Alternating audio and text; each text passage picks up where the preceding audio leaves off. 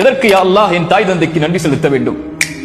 உங்கள் தாய் தந்தை உங்களுக்கு செல்வத்தை கொடுத்திருக்கலாம், கொடுக்காமல் இருக்கலாம். உங்களுக்கு கல்வியை கொடுத்திருக்கலாம், கொடுக்காமல் இருக்கலாம்.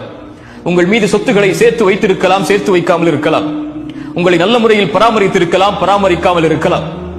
ஆனால் உங்கள் தாய் தந்தைக்கு காலம் முழுவதும் அவர்களுக்கு அருகிலேயே இருந்து அவர்களுக்கு பணிவிடை செய்து செய்து செய்து செய்து நன்றியை நீங்கள் வெளிப்படுத்திக் கொண்டே இருக்க வேண்டும் என்ற ஒரு செயல் உங்களுக்கு இருக்குமானால், எனக்கு இருக்குமானால், என் தாய் தந்தைக்கு நன்றி சொல்வதற்கு லா இலாஹ இல்லல்லாஹ் முஹம்மது ரசூலுல்லாஹ் என்ற ஷஹாதத்தை மொழியக்கூடிய மகளாக அல்லாஹ் இவர்களின் மூலமாக நம்மை உருவாக்கியதுதான். சொத்து இல்லாமல் மரணித்தால், கல்வி இல்லாமல் மரணித்தால், உலகமே இல்லாமல் மரணித்தாலும் அது நஷ்டமில்லை.